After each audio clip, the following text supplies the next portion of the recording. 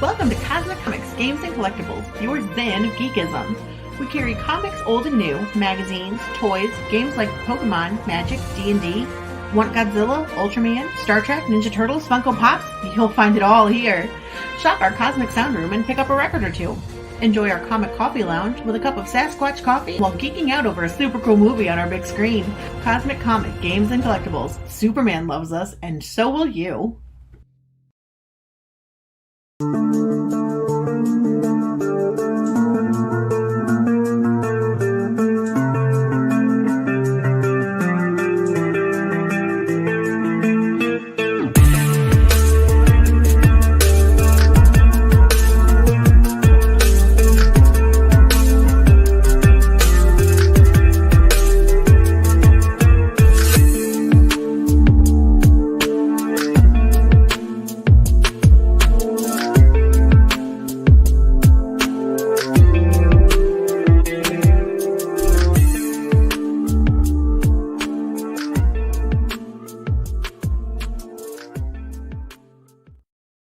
Hi everyone, Jason Hunt here, inviting you to join us every Saturday morning for news, the week's headlines in science fiction, fantasy, horror, comic books, video games, plus Comic-Con updates and the weather, and the occasional interview along the way. We call it Good Morning Multiverse. We hope you join us every Saturday morning at 11 a.m. Eastern, 10 Central, right here on Sci-Fi for Me TV.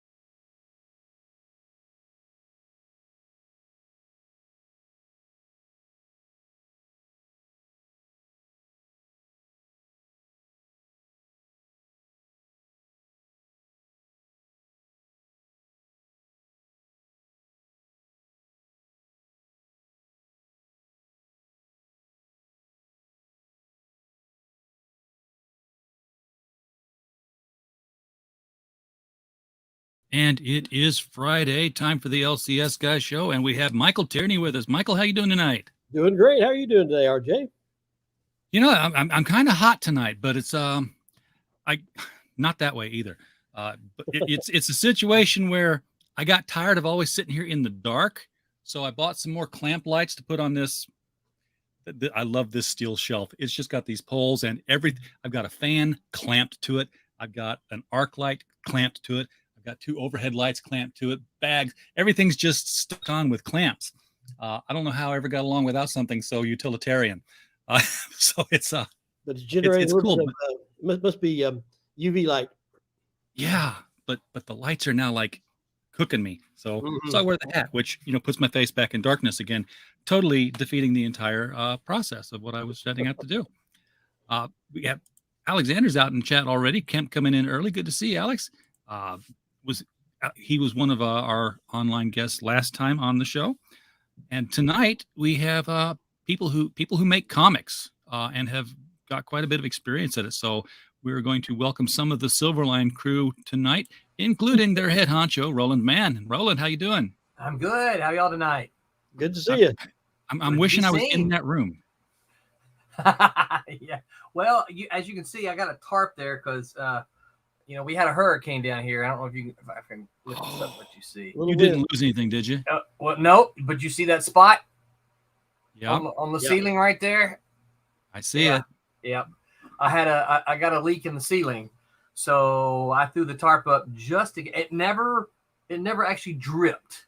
Right, the ceiling just kind of discolored, so there was never a dripping of water. But I wasn't going to take the chances, so I threw the tarp over it. I just haven't taken it down yet. So water and paper don't mix. No, they do not. And it's funny because you guys probably know, but occasionally, especially down here in Florida, I get invited to a show, and then we start talking and blah blah blah, and then and then you're out on the sidewalks, and I'm like, wait, what?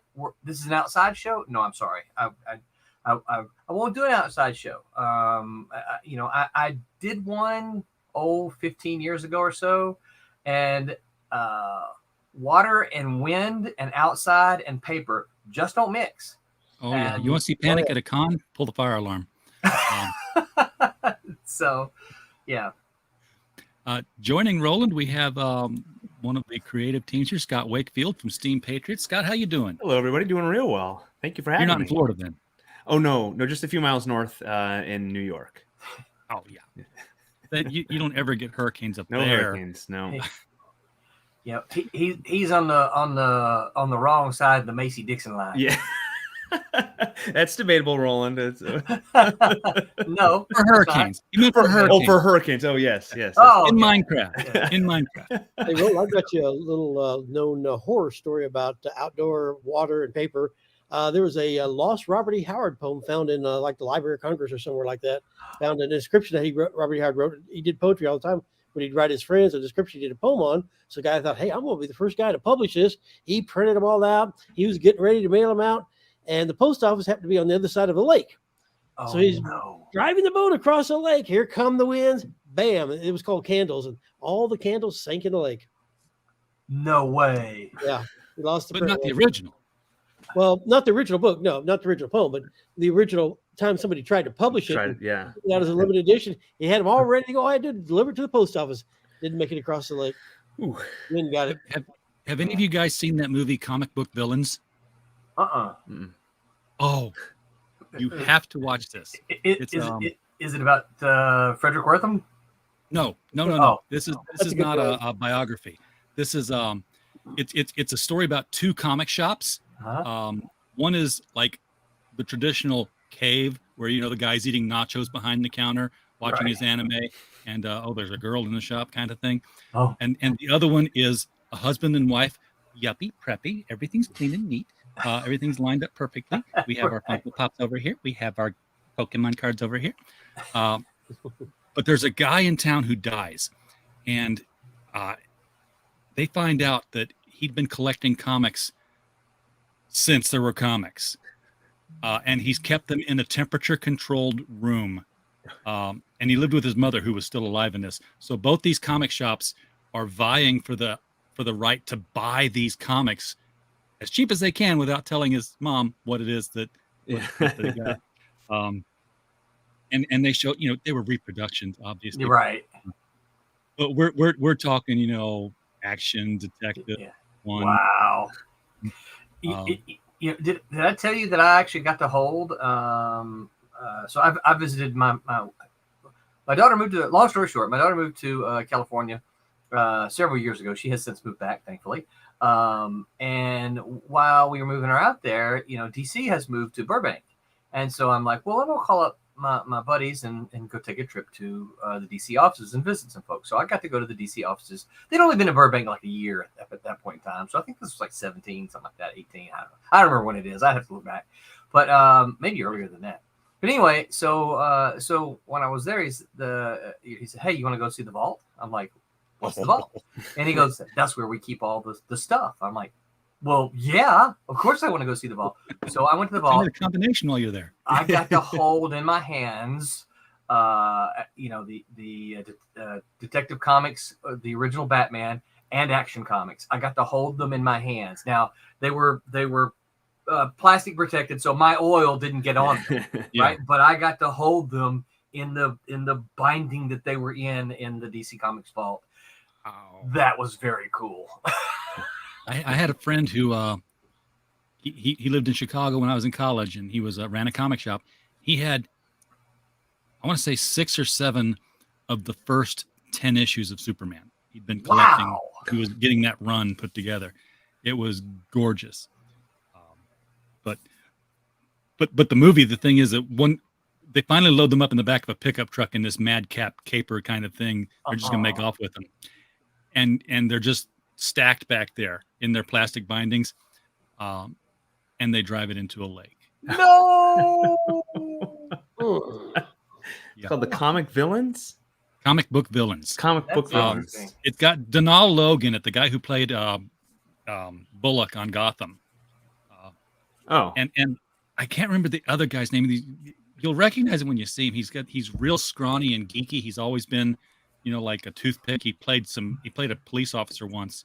That was his like sidekick for the grungy store, and he was like making friends with the mom and really got to like her, and she liked him, and he was trying to be honest and upfront about everything. So while they were crying about all the comic books that had just gone into the lake and having their fits, he's like, I'm out of this business. I'm just going to go off and do my own thing. And Mrs. Johnson, she's really, really nice. She gave me, turned out he didn't just collect comic books. And he's walking out with cases of baseball cards. Oh, wow. And they were tobacco cards. Oh, wow. Yeah. Half a dozen Honus Wagners. Yeah, a little Honus Wagner there, probably signed. I don't know. Wow.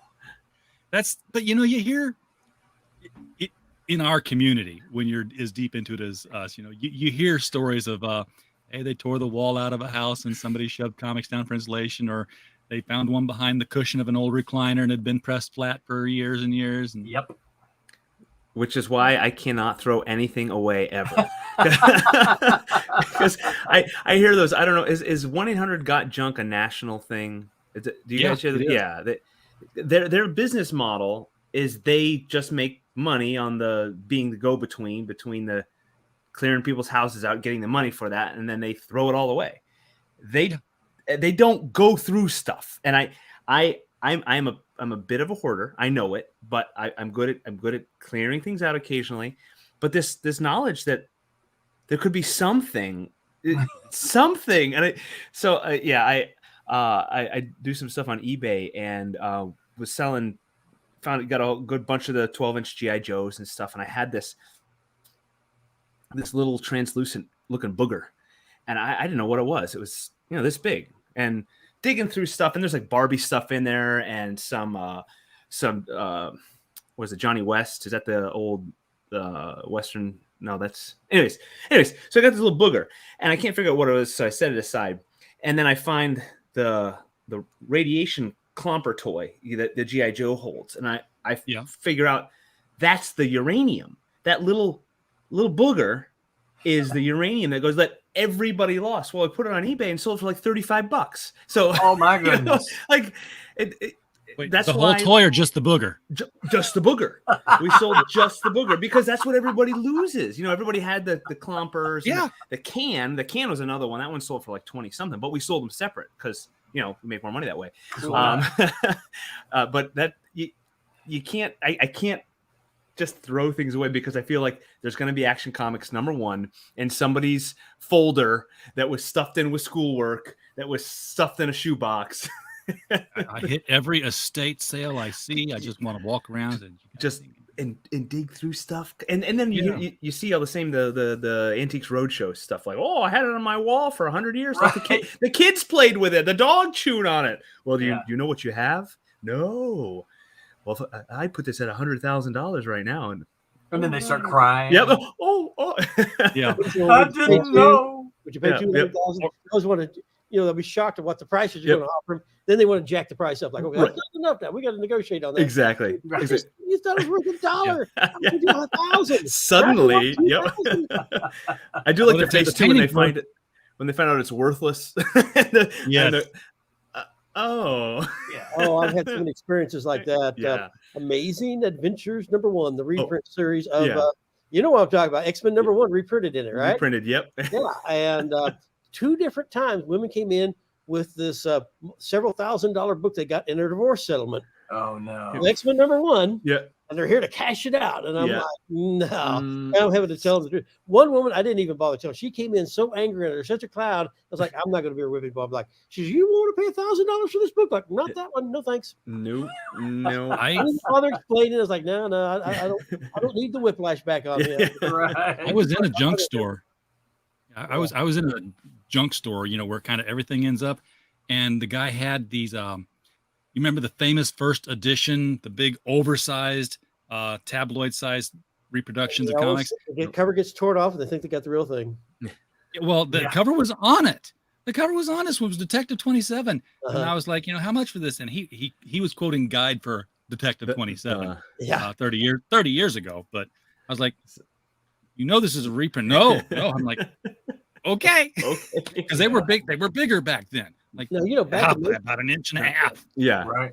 Back in 1989, the most valuable comic was Whiz Comics #2, the first Flash. At that time, that used to be the most valuable comic out there. And a woman came in, she's wanting to buy a price guide, and she's getting ready to buy, a hardcover, or drop $35 or whatever it was at that time. And she said, I'm keeping up with my investment book. I said, well, man, you just need to know a price. I'll look it up for you and tell you what you got. She says, well, I'll bring it in and show it to you.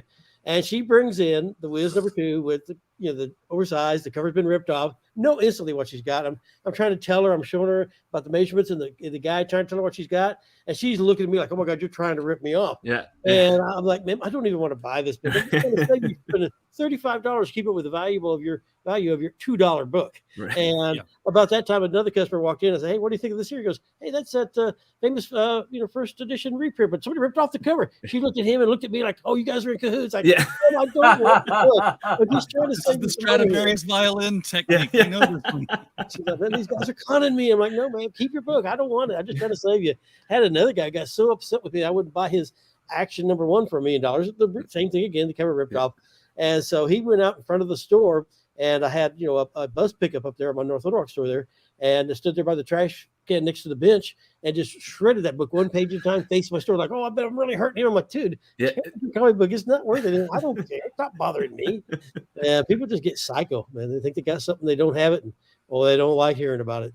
No. It is fun to find something that you didn't know was worth it, though. Oh yeah, I had one woman come in one time. She's about to throw a whole bunch of her husband's comics away after he passed away. So, man, I think you're gonna be real glad when I tell you. And she had like Amazing Fantasy 15 in there. Avengers had a lot of great stuff.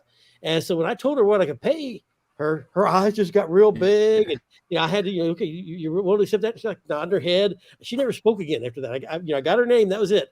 And she walked out the door, eyes wide like that, holding the chick like this.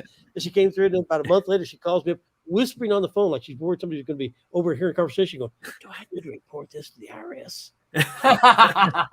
Yes, you do. That's between you and the IRS. Right. That's what I told her. I said, ma'am, because, as a store, I don't have to report who I bought books from. I don't, it's not like I'm buying the service. Now, you get a service guy, if you spend over so many hundreds of dollars, you got to report to him, do, tax form. But on things that you buy, you don't have to do that. And I was audited one time. They did a multi-year investigation on me, and they came back and couldn't find a penny out of place. I mean, I paid all my taxes, and I was really freaking out because I'm like, I'm glad you guys are here. And they're like, what? Nobody ever talks like that. So look, I go to all the trouble to keep all those records. I'm glad somebody's finally taking the time to look at it. I'm appreciating the work I'm putting into this. Yeah. Right, yeah. It's like, And so at one point I asked them, I said, well, what prompts an audit? They said, well, usually it's a competitor trying to get his competition in trouble. Oh, I said, well, what really? prompts mine? Well, all of a sudden, they were all friendly, relaxed. All of a sudden, they got us. Well, I'm sorry, you have to ask our supervisor. We can't tell you. Well, a little bit later, I had a competitor who got nailed. So that thing just boomeranged back around. He was as crooked as they came. But, it was so funny. But I was asking them while they were doing it, I said, well, when I buy things, how much information do I need to get? And they're like, look, we don't really want them to report their sales because then they could go back and say, okay, here's all these other books I bought that I didn't make any money on. So now I want a tax deduction. right. Yeah. Mm-hmm. Yeah. Yep. Shouldn't Former it work? I mean, business. it's like gambling You was. lost money on it. Yep. You sold something, but you lost money overall. So now I want to take a break on my taxes. Like, yeah, don't worry about it. Right. Yep, more work for us. We don't You even know, know. recent one for me was I was in a store in Texas when I was living down there, and I saw animated Batman Adventures on the wall. That's not old, really, and it was like $500 on there. I'm like, why? It's like first Harley Quinn in comics. It's like, but it's not canon. It's not like it's like doesn't matter. First one printed, and I'm like, I have that book. It's under my kid's bed. Or at least it was. It was. I got it out and I put it on eBay, and I got about $350 for it. And I was like, best comic sale I ever had. Yeah. Oh, Surprise you sometimes. Speaking of DC, Roland, since you were out there. Oh, okay, yeah. In the bunker, which I wonder where the bunker is now that they're all in cubicles. When they lost so they're on the Warner Brothers lot. So DC was, because they're owned by Warner Brothers, their building was on the Warner Brothers lot. The vault was like, if I remember correctly, it was kind of like at the bottom, right? It was supposed. So what they tell me is like it's like earthquake proof, because it is there. It's supposed to be reinforced all the way around, so that if it does collapse into a hole, it's going to be a box inside that hole. With everything in there, probably shoveled, spilled, but it's all going to be protected in there. So 300 years from now, Commandy will be opening it up with, the Animal Man. It's like, these are right. Look at these valuable holy tomes. Right. Yeah. Yeah. So I don't know. I imagine the offices, the editorial offices are starkly different from the last time I was there. Oh yeah. I heard, that they were like, pictures I saw were like, they were painted. They had, characters on the walls.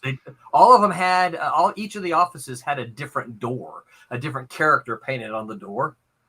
So one guy had Superman, one guy had Flash, one guy had Elongated Man, and so they each had a different character on the door. It was very cool. It was a cool looking place.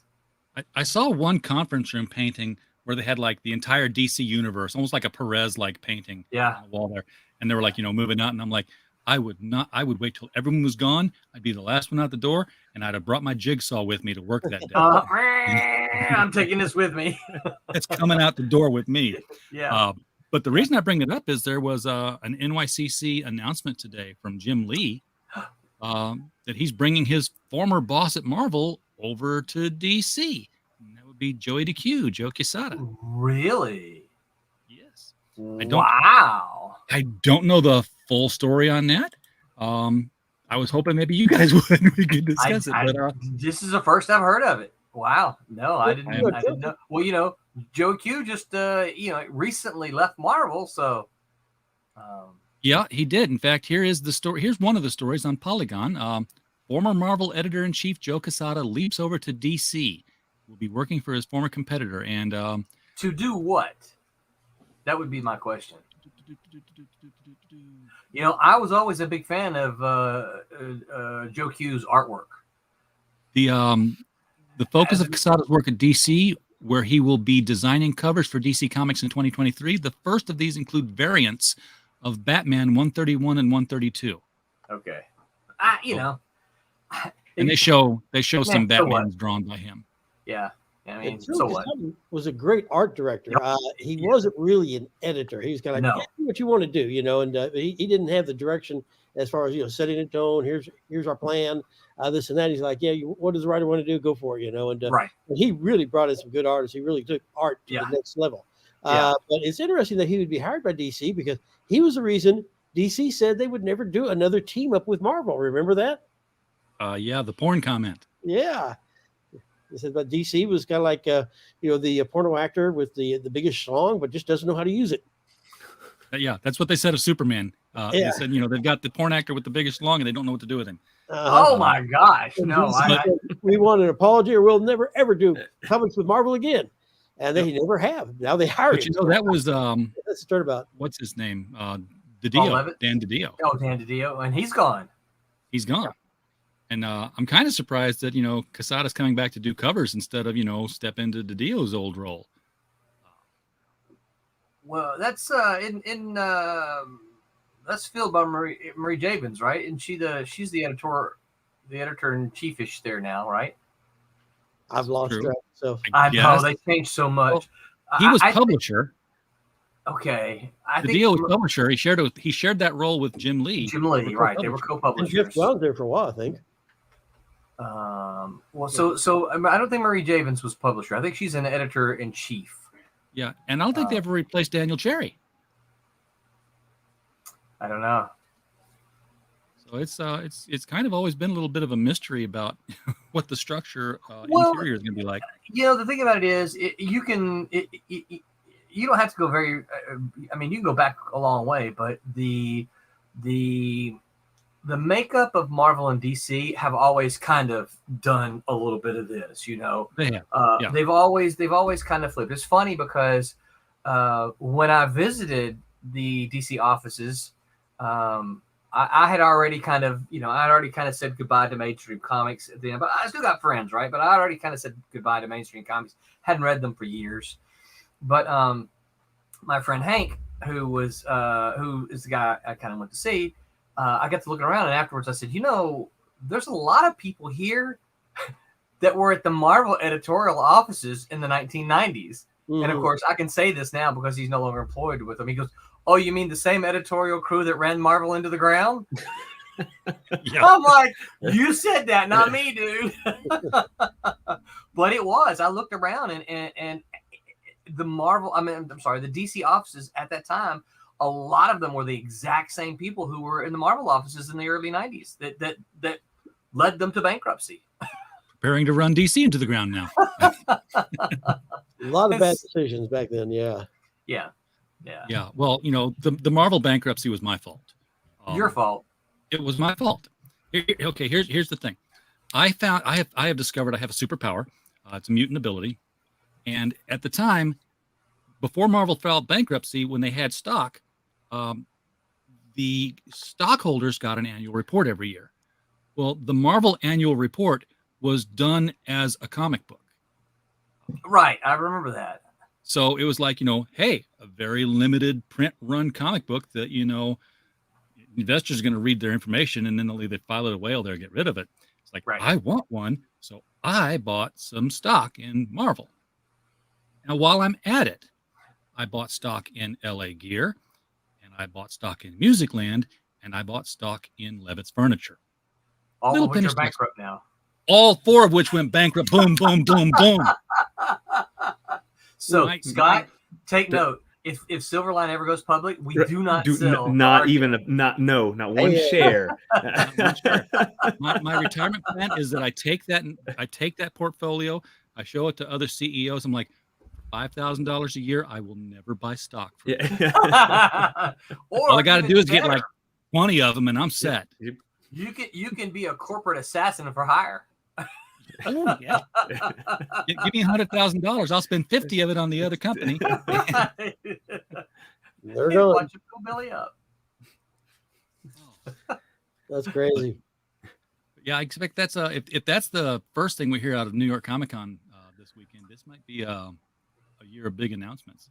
Yeah, that's interesting. The only thing I had seen out of New York Comic Con was Marat Michaels took a picture of his table, and he had sold out of everything but like 3 items. Yep. And he's like, I'm going. He says, I've got more, but I got to bring it from the house. Or from whatever. He goes, I'm restocking for tomorrow. But he had sold out of everything. Wow, that's good.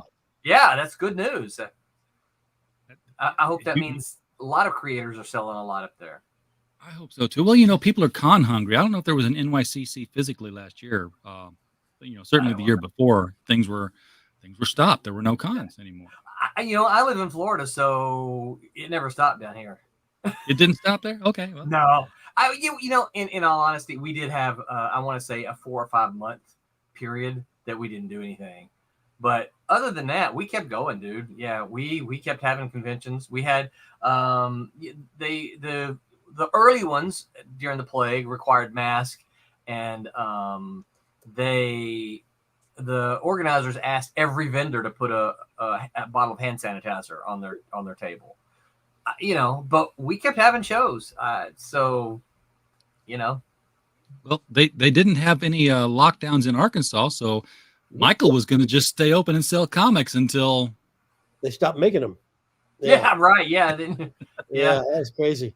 Yeah, It was. I'm on the city council here. Now, it was one of the measures that we were voting on, about forcing people to wear masks. And I was like, look, if a store owner feels like you need to wear a mask in a store, he posts it, well, then he can enforce it. But don't expect the cops to come and enforce it for you. Right.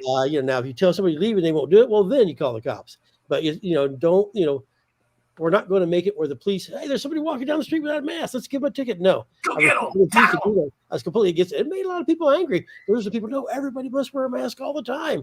And it's like, no, I was against it. We did not pass it. And guess what? We've never had a single fatality. Like our fire department was running like double the runs because people didn't want to go to the hospital. They were getting sick.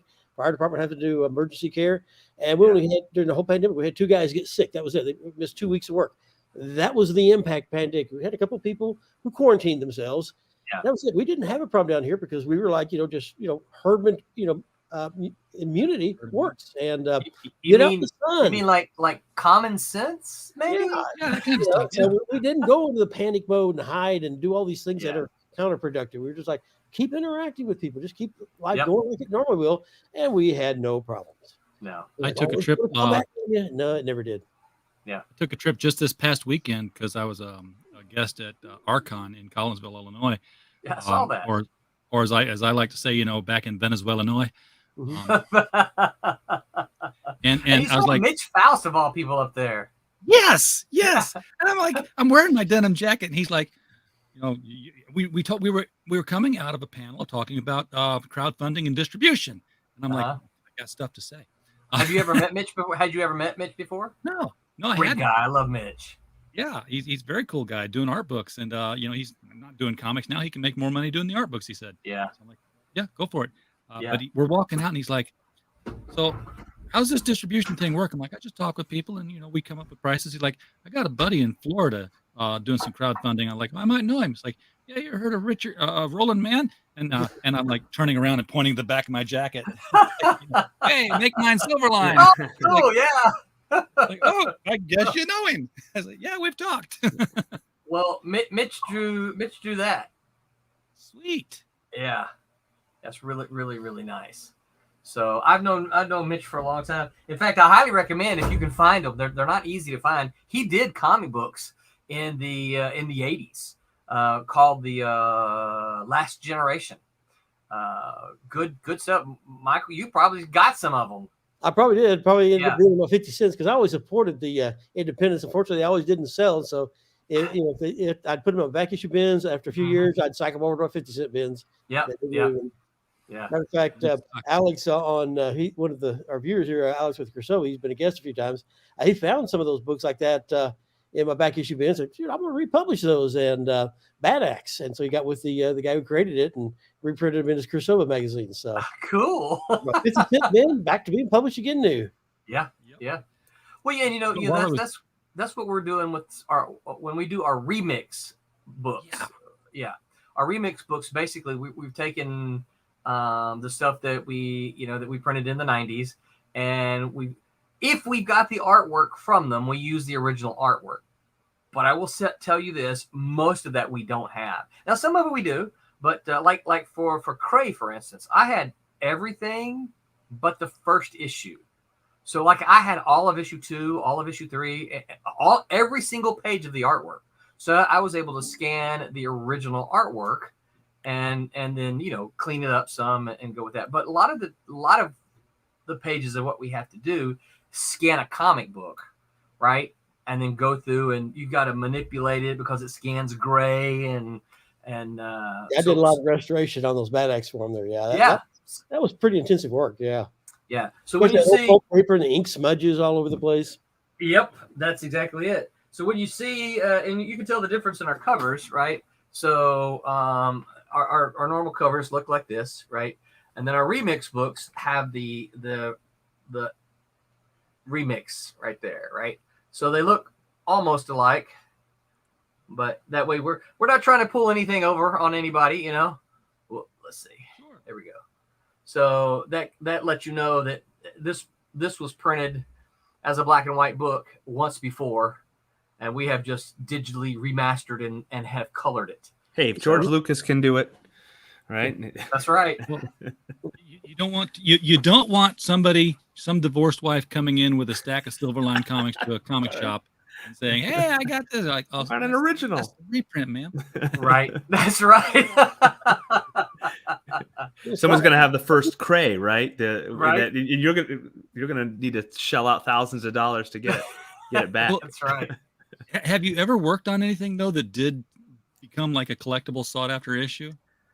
The only thing that I know of for sure, and I think the heat has probably gone from it, but at one point in time, so long story short, when Cat and Mouse was first published, the first volume, when it was first published, the publisher dealt with a printer, and he was going to do it. He was going to do it in color. The printer printed everything in the interior in black and white.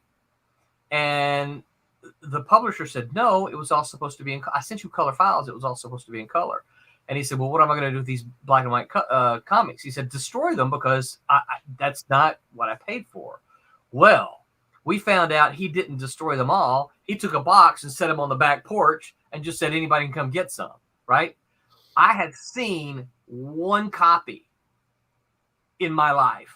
Oh boy. So I know it exists. It's just pretty rare because, you know, it was a mistake. And then he went on to print. And I would say this, those black and white copies look good. Black and white usually does look real good. I mean, for me, color, if you don't get a good colorist, it tends to muddy out a lot of the detail line work. And of course, keep in mind, this would have been, you know, late 80s. So we were still printing on toilet paper, you know. Yeah. And so when the quality of the paper went up a little bit, it held those black lines a lot better than the real mushy newsprint did, you know. Yeah, your eye can actually recognize more levels of tone and definition in black and white than it can in color. Yeah. Color can have greater depth. Like natural barcode scanners. Yeah. I have always found it unfortunate that, and you guys know this, the overwhelming number of comic book fans and readers do not like black and white content. They if they find out that it's in black and white, they won't look at it. They won't pick it up. They're like, I need color. I want color. But I am a huge fan of black and white. I love to look at the line work in black and white work, you know? You know, another thing people don't like, they want a comic book size. They don't want magazine size. Right. But then there's one series that just completely broke both those rules of the black and white and the magazine size, Savage Sword of Conan. Yeah. It was a very long running success. And, you know, it just, it was neither of those things. It was that wasn't the only one, but during that time, yeah, you had Rampaging Hulk. Right. It didn't last very long, though. No, Howard the Duck, Marvel Premiere. You know, maybe a dozen issues. See, nothing else lasted very long. Maybe a dozen issues. That was it. But Savage Sword of Conan went almost like 300 issues, or over 300 issues, I think. Wow, I didn't realize it did that many. Oh, was that around the same time as and maybe these didn't run as long as Conan either, but was that along the same time as the Warren issues of Vampirella and Creepy and Rook? Those predated that. Those were from the 60s to the early 70s. And they ran for a long time too. And, you know, then Marvel said, you know, hey, look what they're doing. We need to do that too. And another thing that Marvel liked was that when you got on the newsstands that way, you weren't subject to the Comics Code Authority. So you could do a little bit more mature. And one of the first books they did was like the Savage Tales. And I was a kid, and, you know, I was selling, before I even had my paper routes, you know, when I'm still in grade school, I had what you call the TV guide route, where I would take the TV guide around and sell it to people's houses. And I was getting it from this one newsstand. And so, you know, I was taking my money to buy comics with. And so whenever the new comic shipment would come in, they just let me arrange their shelves. That way I could pick out my copy. Had no idea I was going to be doing this for the rest of my life. Wow. But you know, then all of a sudden in comes this Savage Tales. Well, they had it over with the men's magazine. And I was like, I got to buy that. And it had that big old M on the cover for mature readers. And the girl working there almost wouldn't sell it to me, but she knew me so well. She finally relented. I'm so glad she did. I wouldn't touch Conan the Barbarian before that. I was like, you know, I'd see those ads with John Romita, you know, or the John Buscema, whoever it was, you know, kind of bulky type of art of Conan the Barbarian. I was reading the books. And then I saw Barry Windsor Smith's art in there. I was like, holy cow, this is right. fantastic stuff. Beautiful detail. And it was a little bit more unsure what they could do in the comics too. So it was more true to the actual stories. And I was hooked at that point. I was a big Robert E. Howard Conan collector, because I was reading the books. I just thought all the comics, they're not going to be any good. And I just couldn't think of Conan being superheroized. And then they did. And, talk about another thing too about Conan being superheroized. Do you realize that Conan actually died like an issue or two ago in Savage Avengers? No. Nobody even noticed it. Just a major character dies. Everybody just figures, he'll get better. No, he'll get better. Yeah, It's a comic book death. Yeah, so they wonder if has he lost? It's because they lost the license to it that they're not going to let him finish out the series, or will he get better? I mean, you just don't kill off a major character like Conan and nobody even noticed. That is how little the death of a character means nowadays in comics. It's like you can't bait and switch me anymore. We're done. Do what you want. We'll believe it after a while. I thought you were dead. I like better. And Alexander's exactly right. That's why they don't like them, because they don't fit. Then you get the big tabloid size, and people really don't like those. Yeah, I remember I had Howard the Duck in the magazine size, and I had read the Steve Gerber stuff before, and it had teased at things, but I just turned the page and there's full blown Beverly in the shower, full frontal nudity. Yeah. And then of course she's getting into bed, at the end of the book and saying, "Ducky, it's time," and he's like, turning out the light and winking at the audience and pulling the covers up. I'm like, okay, that's happening. Right. Gerber did such a great job on Howard the Duck. I remember the issue where he was running for president against Jimmy Carter, and of course on the cover is Carter Calls Foul, FOWL. Oh yeah. And in there it goes into the convention of the All Night Party. That's a party I want to join. And he's like, they're going to a big talk about all the problem with national security, this and that. And Howard just jumps up on the table because nobody understands what the guy's saying. He says, "Look, people, he's trying to tell you we need to get the stupid people out of intelligence." And it's just like that, one after another page. Yeah. I mean, it was like Rodney Dangerfield was writing it, but he got no response. Right. Yeah.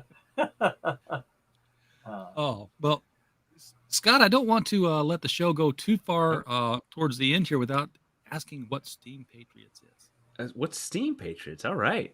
What is Steam Patriots? How long do we have? Because I could talk all night. we have all night. Really. Steam Patriots is a steampunk retelling of the American Revolution, and my co-creator Rory and I came up with this idea more than a decade ago as a novel.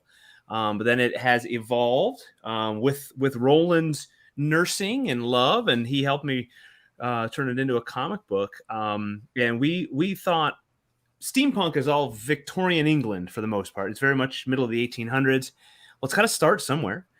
So we had Ben Franklin tweak steam technology. We don't want people to think he invented it. We don't want to take away from real people and their inventions, but we had him tweak it. So in our timeline, there's Franklin boiler carriages, and it's just at the very beginning of boiler technology. So we'll see one at a mill or at a brewery, and there's a lot of smoke and steam, and they're not very efficient, and production quality still relies on iron and handmade stuff, so things blow up all the time. And we started it right in 1776 in August of 76, and I know you all know your history perfectly, so you know exactly where I'm going. Where the British do come ashore on Long Island. That's where they left in the spring and came back, and that's where the story starts. We've got a fictional hero he's a smarty pants, so he's got a mind to see all the bits and pieces of parts coming together and so forth. So he gets wrapped up in the beginning of the war. I don't want to give too much of it away. And Silverline's going to do the first four. And if it continues to be a smashing success, hopefully we'll keep going, because I'd love for the Steam Patriots world to keep growing. And we want to take it right through to the end of the war, and keep the characters alive and so forth, or dead, or we don't know. I don't want to really. The war, people, we have no idea what's going to happen. So, can I tell the story of how it happened? What's that? Can I tell the story of how it happened? Oh, sure. Sure. So Scott is a former student of mine from several years ago, right? And not that old. Years. This is when we only had black and white. It was right, yeah. So So the world wasn't black and white. wasn't an option. Color out yet. So the thing about it, so I kind of got Silverline started back up again, and it was when I first started, it was much smaller, you know. And Scott sends me a message and he said, "Hey, are you taking submissions?" And I said, "No, not really. I just I don't have time. I don't have a." And he's like, "Can I send you my story?" And I'm like, and I'm thinking, right? And I'm right. That's right. I'm sitting there thinking, man, I just know. But see, Scott was a good student. He was, he was reactive and all that kind of stuff. So I'm like, I like Scott. He was a good student. So yes. And doggone it, he sent me that stupid proposal. I'm like, man, I really like this. I'm like, fine, okay, let's do it. Well, and that's pretty much how it happened, because he sent it to me, and I'm like, I really like this. well, this is the point in the story now where I've heard the pitch, and I look down at the publisher and say, you know what you need to do. But no, there's another creator, J.S. Earls, is doing Revolutionary War, steampunk kind of take on things, called Pistol Fist. Okay, I'm not familiar with it. I know J.S. Earls, but man lost his forearm, and Ben Franklin outfits him with okay. And how did that not get on my radar? It's Google it. I'm doing it right now. Yeah, it is out there. I'm waiting for it to be fulfilled now. He does a show with Baron, my Baron. Yeah, he does. I thought it might be. It sounds like it would be really cool for a one shot to impact nobody's universes at all. But the Silverline Earls, Pistol Fist, Steam Patriots kind of thing. One shot. Ha ha ha! I see what you're doing there. It's a musket. Yes. I like that. All right. I got that. His website is open in my browser right now, so thank you. I missed that. Yeah, we tried to find out if there's anybody doing Revolutionary War stuff. There's not. You did it first. I think so. I think you did.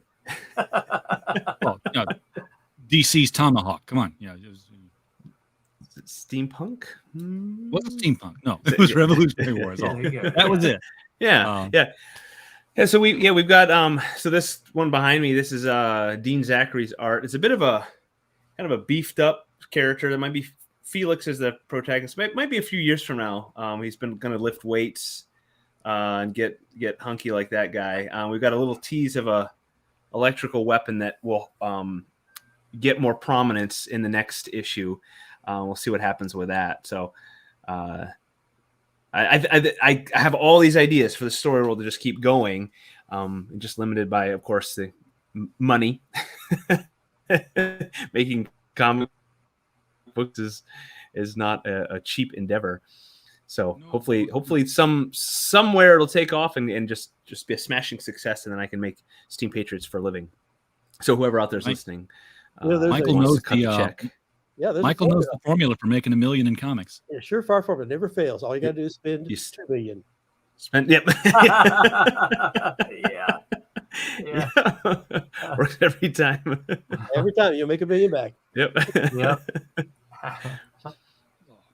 Michael, you got something going on this weekend as well. Tomorrow. Yeah. This weekend is tomorrow. Yeah, tomorrow I'll be doing a signing at Retrograde Comics in Little Rock for my Wild Stars 5 novel release. We take along both the covers. You're seeing 2 different covers there. We've got a hardcover, got a paperback cover, and there's yet a third cover that they had a few extra copies left over from made a one-time printing for Kickstarter, and I'll actually have a few of those there with me that you won't ever be able to get that ever again. And it was virgin cover art, this and that, and a little bit of an optical illusion from the front to the back. And so I'll be down there doing signings. I'll also take along a few other things. I'll bring back a copy of my Ed Garage Burroughs art chronology. My Robert E. Howard, I'm closing in on knocking that thing out. And then also have take a few other things like the Young Tarzan story that I wrote that Curso published. Even take along a few copies of the Cosmic Courtship, the lost Hawthorne science fiction novel that we worked together on to restore and bring back to audience. I restored the cover. And so yeah, it ought to be fun.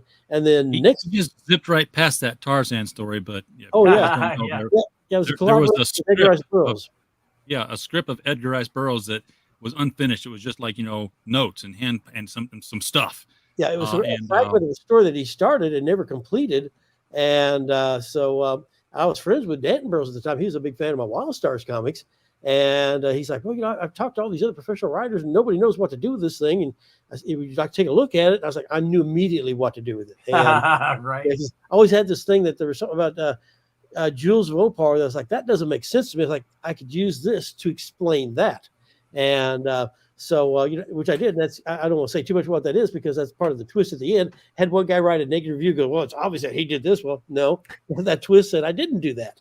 So obviously the guy wrote a review negatively about the story. He didn't even read the story. Yeah, he said I did something, he completely missed the whole point. But he was somebody who had actually read the early fragment and thought, oh, this should never be completed. So he already had prejudged it. But other than that, I always got 5-star reviews. And what was great about it was I intentionally tried to, and I'm making a pun here, ape his style.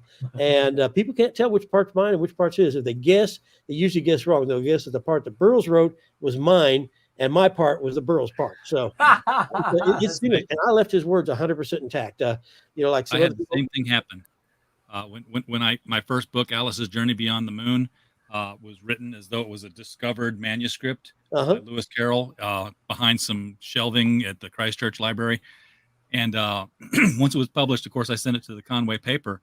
Local boy does good. You want to review this and do a story. And of course, they said, yeah, let's do a story. So they read the book, and then they said, meet us at the library. We'll have, everything set up. First question out of his mouth was, so when they found these papers, why did they call you? What kind of an expert are you? I was like, oh, you poor man. Oh, you bought the whole story, didn't you? Because he thought it was literally a Lewis Carroll story. Because well done. Well, the young Tarzan, actually half of it was Burroughs. So there you go. Yeah. But you couldn't tell which half was. So that was a great thing. That's cool. Yeah. So Roberts is asking about some of the history you might include in that. See, my problem is if I could turn my camera, that shelf over there would be only about half the books that I'm just gleaning from. And there's so much I want to tell. A lot happened. I can't tell it all. So what I'm really looking for, I really try to find these little tidbits of history where either it's iffy or not clear on what happened, or maybe an individual wasn't present and there's no record of where so-and-so was at the time. So I could use that person, because I never want to, we don't want to detract from someone's real accomplishments. The other thing we don't want to do is we don't want to have Felix in like this kind of like magic school bus thing where he's flitting all over the continent being present. But your question about the loyalists fleeing north, that is a really cool nugget that I know happened, and that's about all I know. It would be, like I said, if the story is successful enough, I'd love to tell either a one shot or have, it's in the Steam Patriots world that this happened. We've got a cool, there's a cool character in history. His name is Peter Francisco. They called him the Hercules of the Revolution. It's like a 6-foot tall guy, carried a sword onto the battlefield. And geographically and timeline wise, he met up with Lafayette and von Steuben. And I'd love for that to happen. I'd love for Felix to be there. I want it to happen organically, though. Like I said, I don't want him to just be transporting around and be present at all these events. So maybe those events could be one shots. I've got a spreadsheet of ideas of stuff that could happen in the Steam Patriots world. So that's really cool, and I love that suggestion. Yeah, we got my son when he was very young this DVD set called Liberty's Kids. Oh yeah, and I was like, this is really cool. This is showing you a lot of how they didn't get along. These people who formed our country didn't. Some of them hated each other. Some of them read each other's mail. That kind of thing was going on. But the thing that stuck out was like the 3 kids who were telling you this was like they should be 40 years old by the end of the series, and they're still these kids, teenagers. Like I want to know what's up with them now because they went somewhere. And all these little bits. It's such cool history. And in talking about loyalists, I didn't want it to be England bad, America good right at the beginning, because it was a tough decision really for everybody. Yes, we wanted to be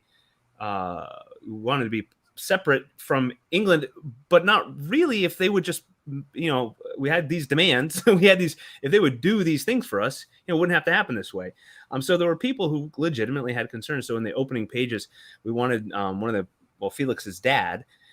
He's obviously torn. He's not a flat out loyalist, but you can see it from his perspective that his son's running off to war is less than ideal for him as a father. So, and war doesn't sound good. So to make the characters not two-dimensional, give them a little depth, and more will happen with his father too. So a little tease there. I don't want to keep giving it away. You'll have to read it.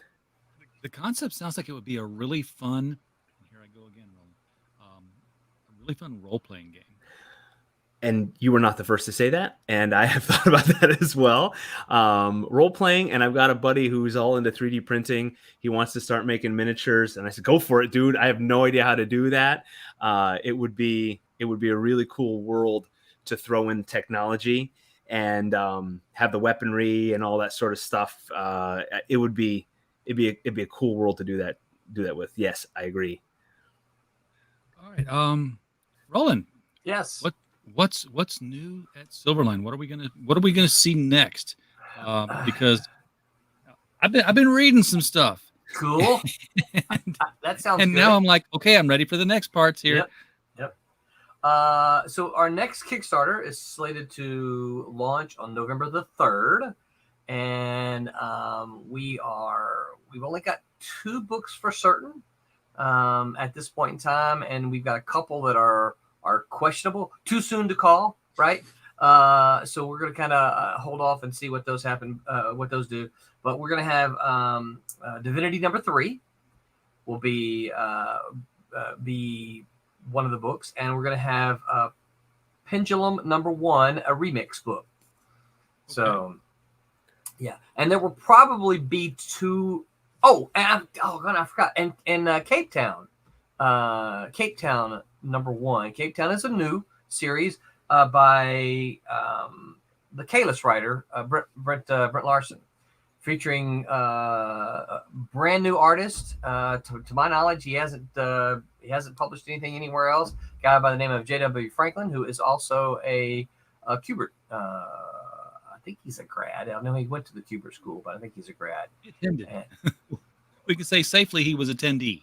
He was, yeah. He had attended the Kubert school, so he did the artwork, and his wife is actually doing the colors.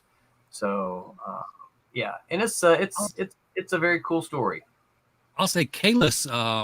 When I saw the covers and I saw the name, I'm like, I have no idea what that means. Sleeper, isn't it? Very much a sleeper. I read that thing like, this is like Buck Rogers and Starman had a baby. And when I say Starman, I mean the movie, not the comic book. Right. Yeah. This is really cool stuff. This would have been a great 70s action television series alongside the $6 Million Man and stuff like that. The only negative thing I've ever heard about Kalis has come from people who have not read the book, and they're complaining about the title. Well, sometimes title, it makes sense in the story, but it doesn't market itself to the people who haven't read it yet. Right. Yeah. Does anybody know what an ISOM is? Because I don't. No. But the guy sold, $3 million worth of them. So yeah. Well, you've been around the industry a long time, like I have over the decades, and seeing how things have changed. And don't you just love how Kickstarter and Indiegogo have completely revolutionized the independent publishing market? Because used to, if you didn't get into the previews catalog, because a lot of times they'd be like, yeah, your book makes money, but it's not worth our time to carry.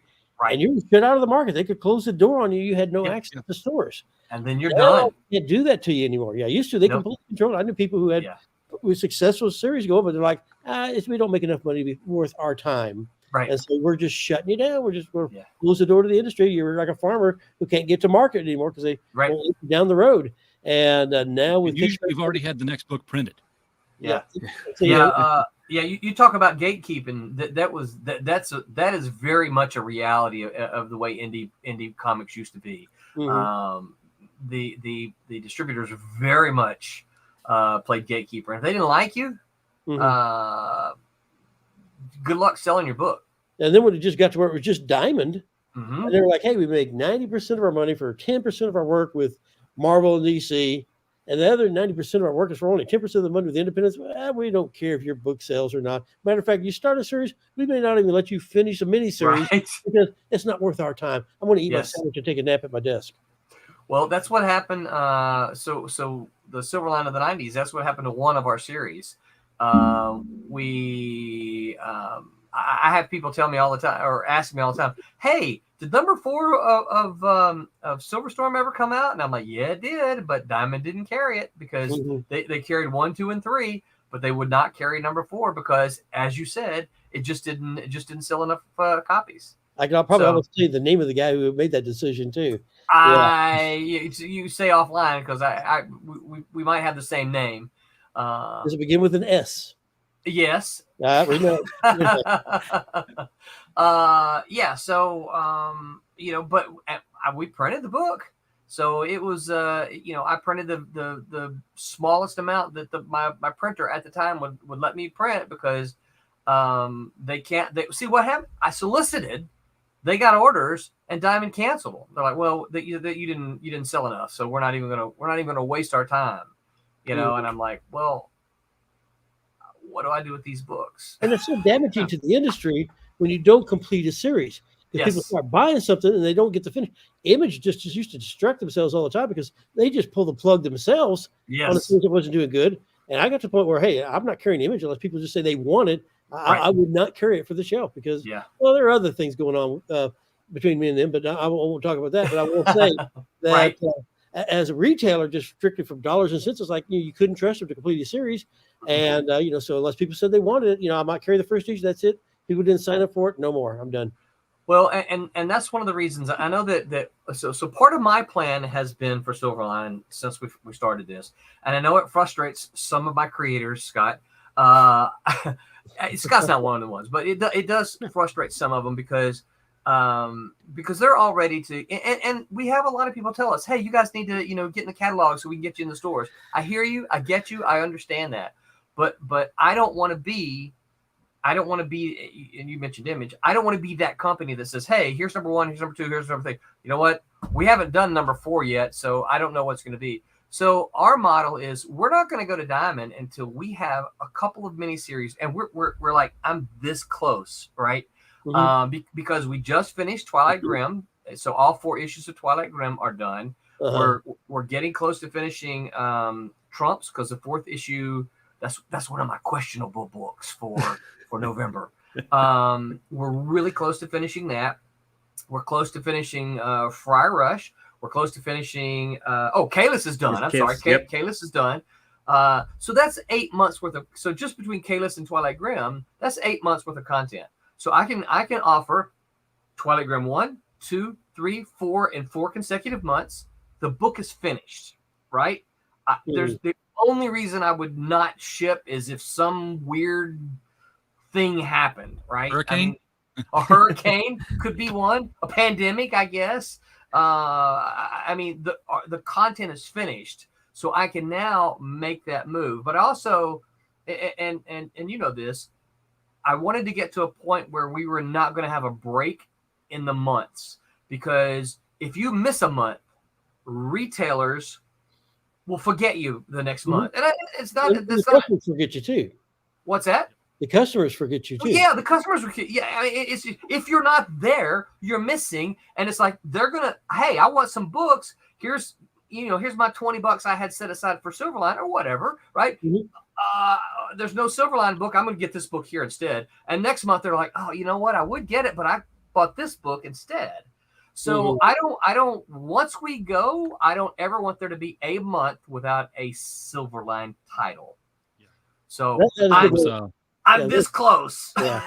The most damaging thing to the industry when all of a sudden you start having all these late shipping books. Yeah. And that has destroyed so many titles. It destroyed the industry almost as a whole. Mm-hmm. And it's bringing the crowdfunding scene too. Yeah, it is. Yeah, and that's something that for me personally, something that and Silverline team has embraced it. I will say this.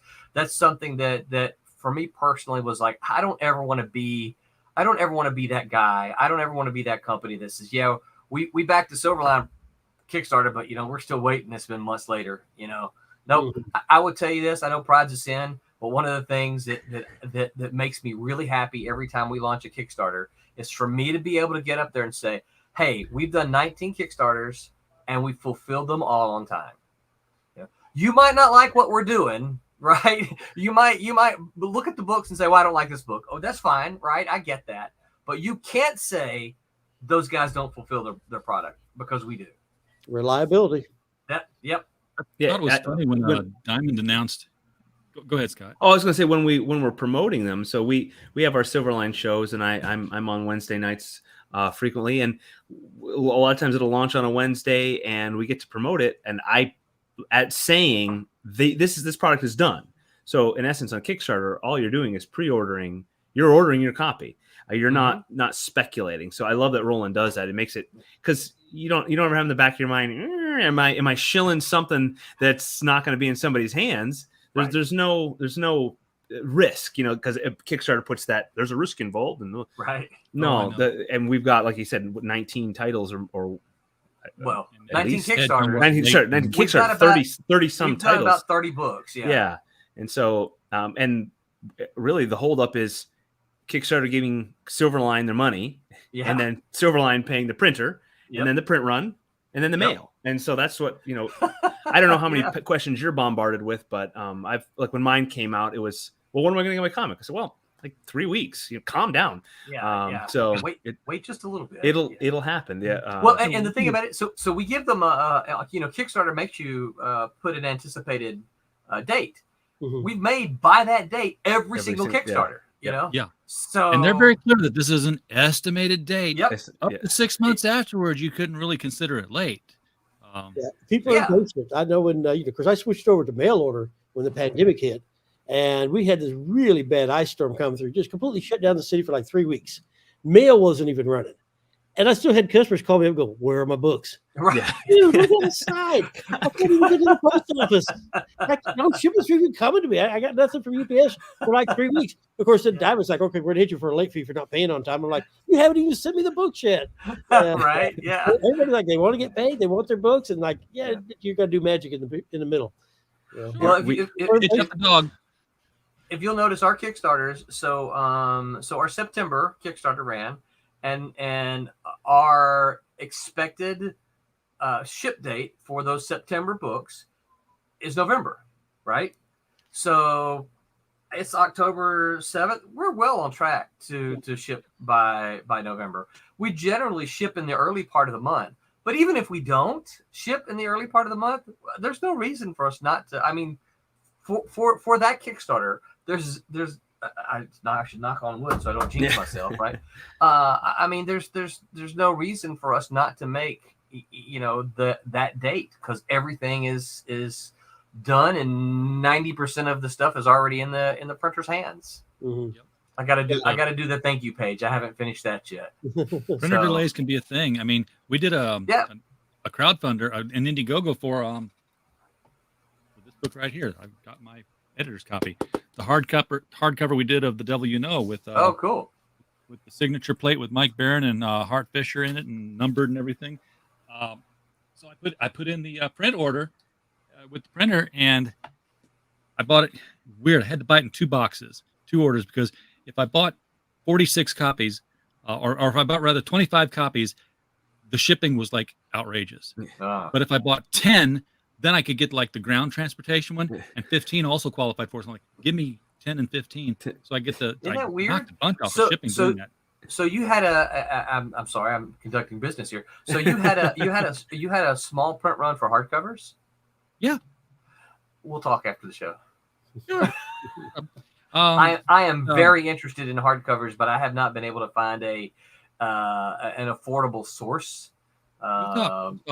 Okay. Well, here's you might not want to go to these people anymore, but because I got the first book of 10, and there were 9 books that had the dust jacket on them. Uh-huh. One that didn't. I'm like, how did you pack that book and not see Right. if there was a dust jacket Right. on it? What were you thinking?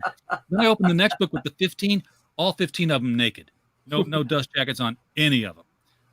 So I was like, and I knew that they were difficult to get a hold of by phone. Oh yeah. But I have found I have another superpower. It's technically the superpower is that I can get blocked by anybody on Twitter with one tweet. Because apparently, however I combine my words and pack them together into the 144 characters is nuclear. So I've found that if I tweet at a company I've got an issue with, they respond. Yeah. Right. So I tweeted these pictures of the books. I'm like, this is impacting my relationship with my clients, and my phone rang, which is supposedly never happens. They shipped me the dust jackets flat, and I said, you better send me extras because I'm not a printer. I don't put these things together. I'm gonna screw up. So give me some screw up room, and they did. I put the extra dust jackets on the freebie table at Archon, and they all went because they looked. Yeah, people love wrappers. Oh yeah, yeah, those are cool.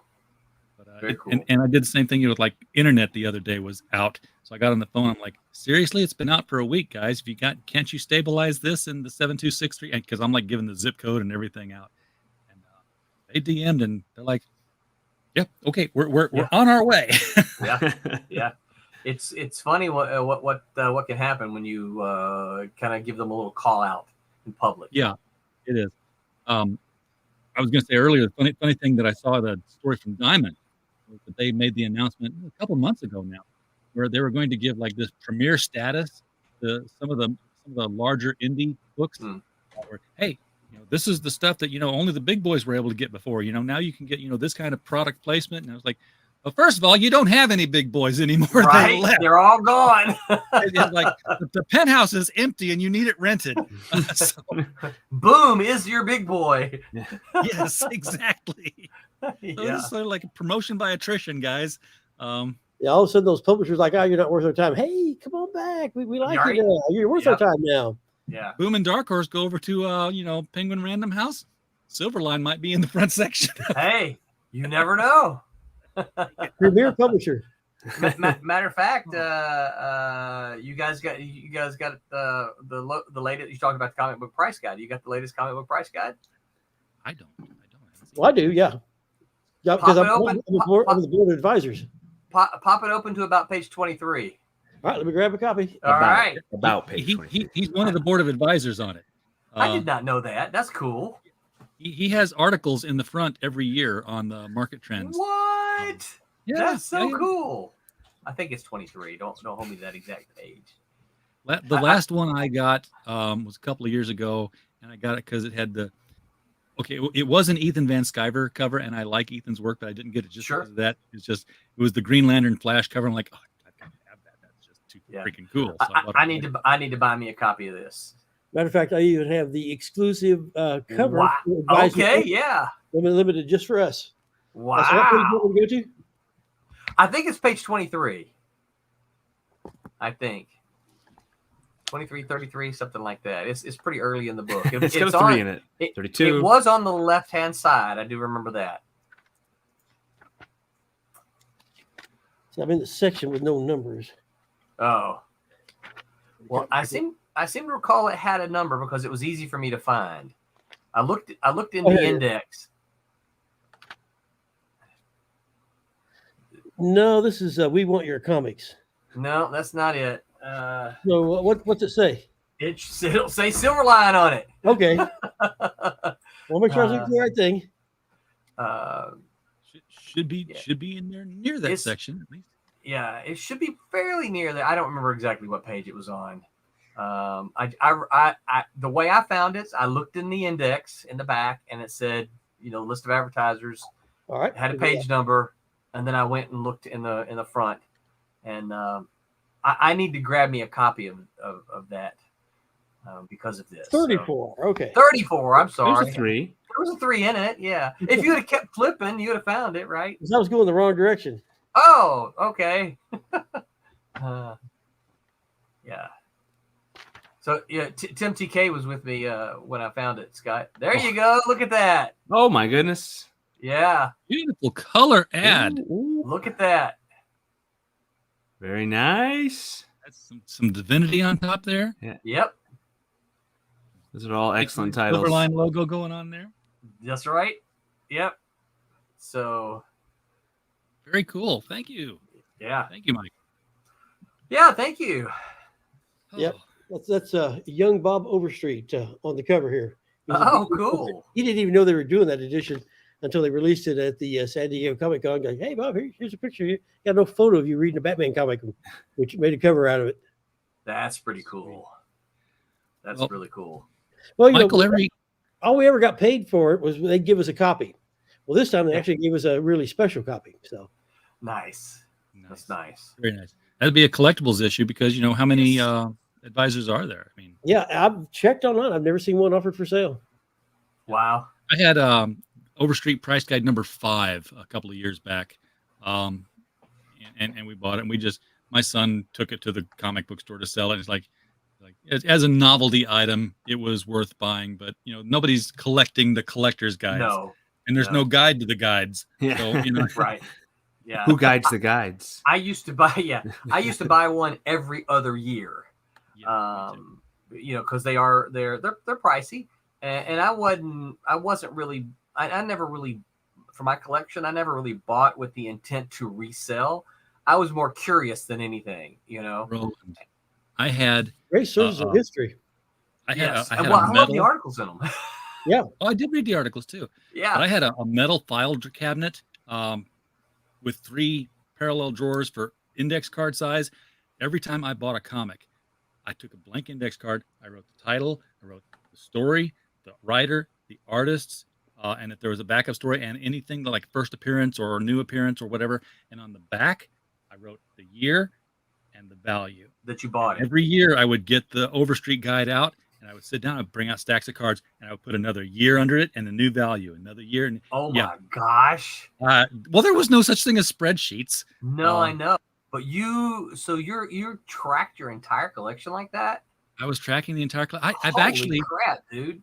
I Sounds actually like have now a database I developed because I went into computer school and I've been a database developer for 35 years now. I developed a database in Access that kept track of everything about the book with drop downs for creators and everything, so that I could literally write a SQL query against it, say, show me everything DC published between 1980 and 1986 that Marv Wolfman wrote the backup story on and Joe Kubert drew the cover. Wow. And it would give me a report that matched all the criteria. That's pretty cool. Because that's what I wanted. I wanted something where I could say, who's going to be at this convention? What have I got? Yeah. Mm-hmm. Yeah. Michael, every issue of the LCS Guys that we put out, we talk about what's selling and what's not. I have I'm a DC guy, so I've got 2 books on my mind here that I'm curious about the sales. One is World's Finest, which I keep hearing good things about, and the few issues I've read of it, I've enjoyed. Mm-hmm. Because it's very much a throwback kind of feel to it. It is a throwback. I mean, it's Dick Grayson, Robin, and solid red jumpsuit Wonder Girl stuff. So how are things selling for DC and Marvel these days? DC's not even close. I mean, I remember back when I first started in the 80s, and Marvel just was 2/3 of the marketplace, and DC was just such a faint shadow. I mean, I'd buy a collection. I'd just dump all of the DCs cheap just to get rid of them because they weren't even worth back issuing. And right now, DC is just really in the toilet. I mean, they don't make any regular ongoing series. It's just miniseries after miniseries, and they don't give anything time to build a readership. What miniseries or ongoing series they do have do very well.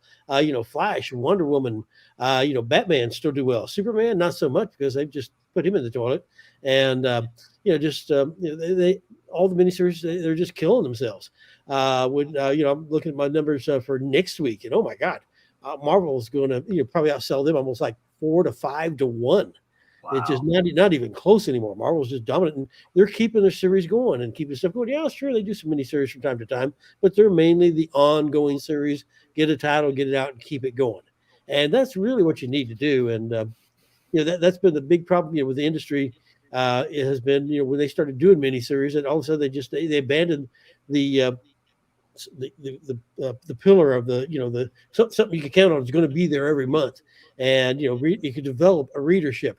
Now you're having to start out from scratch all the time, and you never have a chance to build a readership because by the time people maybe start noticing, it's gone now. Yeah. Yep. I mean, if you go back to Barbarian, issue 7, they were ready to cancel it. They were talking about doing a crossover with Thor to maybe get people to notice it. Well, then people had started noticing the series. Sales went up, and it ended up being one of their top sellers. But it took it like almost a year to get to that point before people started finding it there. And that's with the miniseries. You don't have that kind of time. I mean, because the series is going to be over. And the worst model, and thank gosh they quit doing this, were the weekly comics. Oh, man. Those were the biggest disasters ever, and they never sold out a back issue. Never. So let me ask Comics Weekly. Yeah. Let me ask you a question. Do you think that's something that hurts independent comics? Is that most independent comics don't have a monthly title like that comes out every month? Yeah, and you'll see some guys, they do miniseries after miniseries, and now I've got some customers I know who wants maybe anything Mike Mignola does it, with his Hellboy universe. Okay, so I know to order that for him, but that's one guy, right? And so all his stuff never ever really develops a readership. I've got the one guy who followed, but everybody else are gone. And it does hurt the independents. And the ones that had long runs, like you say, Bone or Cerebus, those were the big dogs. Those were the guys who had the big selling titles. Yeah. And I definitely agree with that. When you have a title that's coming out on a regular basis, people, like even talk about Image, Spawn, that's one of their top selling books. Guess what? It's the highest number book they've got. Yeah. In the series, they're doing other spinoffs. A book that comes out on a regular basis for a long period of time has a chance to build its readership. And I will say one thing about comic fans, for the most part, unless you don't wipe them out with multiple covers where they just say, that's it, I'm done, because I can't get them all anymore. But if you don't go crazy on the multiple covers, they will stick with it forever. Because I couldn't tell you how many times I remember hearing people say, I dropped Daredevil the month before Frank Miller started writing it. Right. It's always, I always gave up right before it got good. So they're like, they're not liking it. They're still going to stick with it because it might turn around, Right. And so they will It's an OCD thing about comic collectors. Is right. Just stick with it. You do. High water. Yeah. Or I picked up the World's Finest last week, and I picked up Robin #1. Tim Drake, Robin #1, the new series. Robin, when it first came out, when Chuck Dixon was writing it, and then it went on to other writers, I loved that series. I mean, who would have thought that a Batman sidekick could carry a title? Dick Grayson couldn't do it. He is now, I guess, as Nightwing, but he's not, in the sidekick role. I would show you how bad the art in that was and how bad the writing in it was, but I did a live stream report on it. And you can find it on our channel, folks. It's uploaded. And by the time I was done with it, I was so angry at that comic, I ripped it to shreds. Oh my gosh! Yeah, it was $5. Better be careful; they'll come after you. Oh, I didn't stab it. Okay, all right. There was. I was reading through it, and I got to one panel. I'm like, this book would be so much better without this panel. And I took the scissors and I cut the panel out. I put it aside. But by the time I was done, I was like, you know what? No, we can't save this book. This sucks. That's funny. It was just gone. It's amazing. I remember, back when I first started being as a retailer, first as a fan, then as a retailer, 40 years ago, the art was always a little bit disappointing. But the stories, they would get you interested in the characters, and you had a certain morality that great power comes with great responsibility, that great mantra. Right. And then now the art is awesome. I mean, the books never look better, but you don't care. You don't care about the characters. You can't relate to them. They're too busy preaching to you and you got to do this and that. I've had people tell me, well, your customers buy the wrong thing. No, there's no such thing. Right. I'm here to give my customers what they want to buy. I'm not here to tell them what they should be buying. It don't work that way. No. I hate when they tell you it's not for you. I'm like, it was for me the last 30 years. You took it away. Mm-hmm. That's right. Yeah. Because we do as fans feel a sense of ownership. Oh, of these characters. They're not ours. powers, they belong to the company. But, when you've invested in Wolverine for 40 years, when you've invested in Spider-Man for 60 years, you take it personally when they take it away. Yep. Yeah. You can't reinvent it too many times. Now, there's some guys when they reinvent a character. I mean, Alan Moore on Swamp Thing, man, he took that to another level and took it great. Yeah. But there's not a lot of guys who have that kind of skill of an Alan Moore. Yeah, and usually when these guys reinvent the wheel, they come up with this square. Like, hey, look how great it looks. It clunks down the road. It doesn't feel right. But it's square now. Yeah. Right. When he reinvented Swamp Thing, Alan Moore and Jeff Johns both have this talent where when they reinvent something, you look at it and you're like, well, of course, it's always been that way. You don't get this sudden jarring change. You get this new look at what always existed. They extrapolate a man who turned into a plant. He's a plant who turned into a man. Right. They extrapolate things go before rather than just take bizarre twists. Yeah. Johns does the same thing. He finds all these dangling plot threads throughout a continuity. He's like, do these connect? Well, of course they connect. And then it just refreshes the old story that you remember. You're like, and now it makes it more important to you. Yeah. And plus, too, they're hiring these guys nowadays that have never even read these comics. They get a job, then they go back and read it because they want the young voice. And all these guys do is then they just retell the stories that they just read. And, they've got no actual vision or concept in their mind. They're just hashing stuff out and rehashing it. And, when readers like us are very experienced, we look at this stuff, sometimes one page, two, you're done. That's it. I remember when my Wall Stars was coming out, I got great reviews on the comics, but I got this one guy negative review. And I was glad I got a negative review from him because he was not the guy I was writing for. He complained that after the first page, I had no idea what was going to happen next. The point? Yeah. You want to be surprised. Yeah. Yeah. All right. Well, guys, we've gone a little bit over our usual hour, but that's usually happens when we have good conversation going on. So good stream. Scott, have you done comics before, Steam Patriots? Steam Patriots is my first comic book. Okay, so what an entry, right? Oh, thank you. What an entry. Yeah, learned at the feet of the master and then said, hey, I can do it too. What he says, if he can do it, I can do it. I got in publishing. Because I saw people who were doing it, like, that's where the money is, apparently. Did Rollins say something like, where's the money? Yeah, in publishing. Yeah. Really? Yeah. Apparently, yeah. 2 million. Right. It's easy to do. But did you say anything like, when you can snatch the CCA sticker from my hand, young press? Right, yes. So does that work, Michael, with smaller figures too? If I'm looking to make 25,000, should I spend 50? Yeah, exactly. Direct relationship. We actually don't have 75,000 in. Easy math. You have to spend 75,000 to get 25,000. As with any business, the more you put into it, the cheaper the thing gets. Yeah. All about scale. Economies of scale. That's the phrase I was looking for. All right, guys, thank you so much for showing up tonight. It's been a pleasure talking with all of you. Thank you, Absolutely. Been lots of fun. Yeah. Good luck on your project, Scott. Thank you so much. Good luck with all your works there, Roland. Thank you. Yeah, we should Appreciate see it. you on the channel again soon here when you're ready to.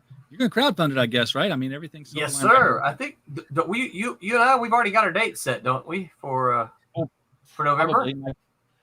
My there it is. Let us see.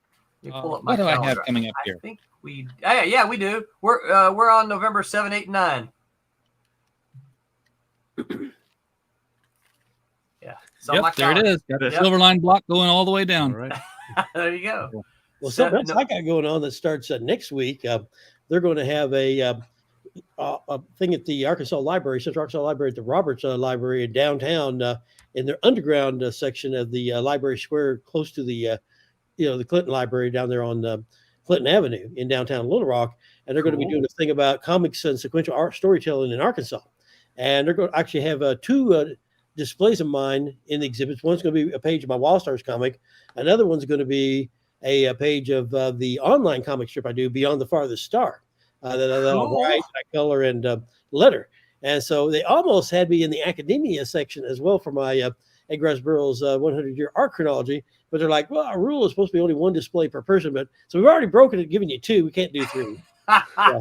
But that opens next Friday downtown in Little Rock. Sweet. And that's going to be open all the way to the middle of January. So if anybody wants to tour a sequential art history of all the different comic book publishers in Arkansas, go to the downtown library. It'll be in the underground library. Man, Mike, that's do cool. you have Very within cool. arm's reach the 80-pound Edgar Rice Burroughs art chronology? Yeah, they were going to list that one, but they thought, nah, we only can have you in there twice. But I mean, do you have it within reach so these guys can Do I have exactly it? see what your last? I know you do. Oh yeah, grab it here. This, so that you can get an idea of what the what Good grief. what the Conan Howard one. I can't get My Robert E. Howard one is coming soon. This is my Edgar Rice Burroughs one. Yeah, this thing, it's a lethal weapon in 5 states. It comes in a slipcase. Oh, wow. So it's a little extras. Volume 1 deals with the pulps.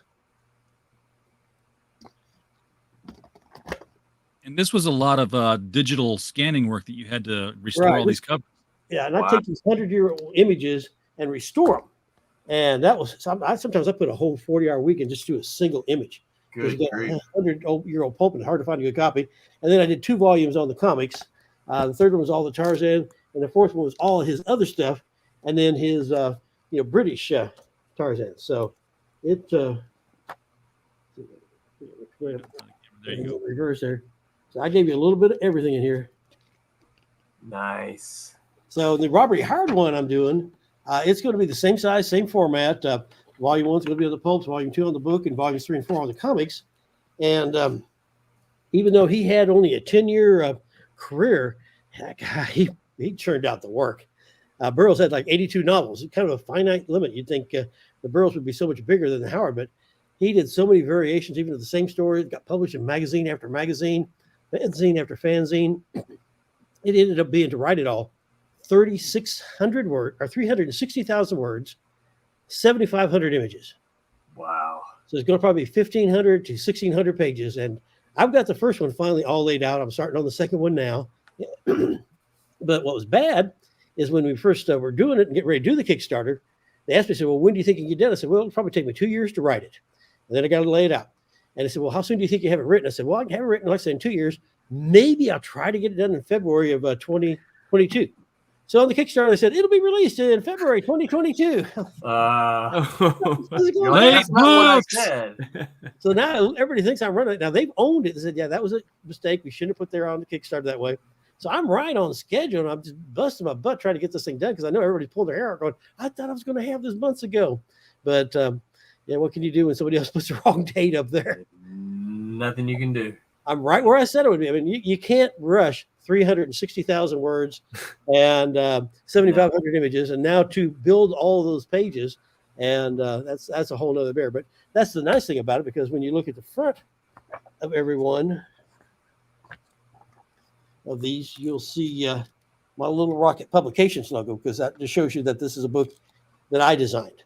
And so that's the great thing about it, is they let me say, how do I want to present this? Because I remember when I was first shopping it, and when I first pitched the idea, I had a publisher like, yeah, we want to do it, but we don't really want to do the pictures. We just want your words. I'm like, well, let me see what the Burroughs people think. And they're like, hey, we love your idea, but we think you should do it your vision. So don't sign that contract. We'll help you try to shop it around. And we talked to a lot of major publishers, and everybody's like, we want the pictures, we don't want the words, or we want the words, we don't, everybody's like, or we want this version of it, because I was doing a narrative. I was giving you history of it. I was giving you, art history, movements of the difference of publishers and changings of all this and that, and the growth of the comic book industry, the growth of the printing industry. And I was melding all that in, and everybody kept saying, it's got to be one thing or the other. You can't do all these things in a mix. Then, so I went with the publisher, said, we'll do it your way. And, some of the other guys said, we want to do one book. We'll see how it does. Then maybe we'll do another, and we'll just do one at a time. And Chenault and Gray, our publisher, said, we'll do it your way. You lay out the pages. We'll do it how you want to do it. And we'll release them all at the same time as a set. Nice. So, I got everything I wanted to do. So, I mean, they backed me 100%. And They just let me run. They don't do any kind of input. Oh, you need to change this, or we need to have a guy swinging in from a rope or something like, just something nonsense. So, hey, Woody, and that's an old customer of mine. And I don't think I have many customers named Woody. And he's an Arkansan. He's up here by me. Yeah, you know what I'm talking about, don't you? Yep, I do. Woody came over from. Going to mention it a little bit late here. Half hour into it now. The mic stand. Mike Walters, who's one of my Sunday night guests regularly. He has a nightly niche news broadcast on his YouTube channel, and Fridays. Mike is that guy where, if you have somebody come into your shop and you say, I want to get into comics, where do I start reading? And people say, well, there's Batman Year One, or Watchmen's a good way to enter the comics market. He decided, well, where do I start? They started in 1938. Let me go back to 1938 and start reading the comics. So he's reading the Golden Age comics online on his channel every Friday night, and he's just progressing through the years with Centaur and McKay Publications. And it was because of his show, and I show up on it every once in a while. He has guests, and we do the voices. I mean, we're reading these things out loud, and it's like an audio drama of a sort. But through him, I discovered the clock, the first American masked hero, who's in the public domain. And now I have an 8-page story of the clock. Will be appearing in Out of Obscurity from Arrow 4.0 sometime next year, because it's still being developed. But the script's been approved. Now I just got to talk with an artist and get that work underway. Cool. But that's gonna be fun. I think that's everything, guys. Oh yeah, Mike Walters is it's his birthday today, so if you want to pop over there, tell him happy birthday. Other than that, thank you so much, all of you guys, for coming on. Appreciate it. Everybody in the chat, glad you were here as well. We don't have a show without you. We're just a podcast falling in the woods. Otherwise, and while you were here, as always, we just hope you had a blast. Roland, make mine Silverline. Silverline. I'll talk with you after the show.